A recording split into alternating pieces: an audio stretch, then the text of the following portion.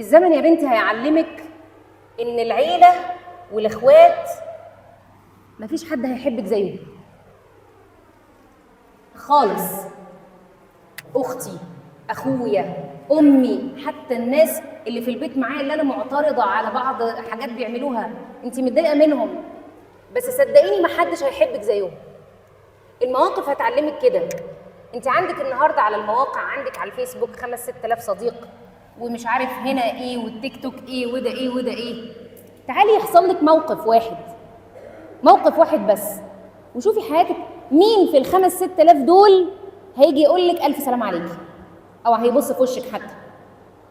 في حين ان الناس اللي في البيت هتلاقي اللي بيعمل لك كمادات واللي موديكي للدكتور واللي بيطمن عليكي، على الاقل متحملك وانت تعبانه، على الاقل شايفك في اضعف حالاتك واسوأ حالاتك ومتحملاكي.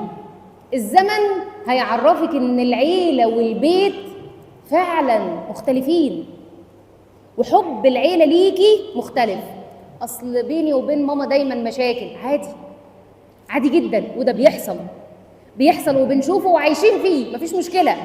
اصل هي مش حاسه بيا، متهيألك هي بس ممكن يكون عندها زي ما لسه بنتكلم سوء اداره للموقف، عندها حاجات تانية لهياها ومتخيله ان هي كده يعني انت حبها واصلك، ده تخيل عندها، ممكن يكون عندها بس حسابات اخرى، لكن الحب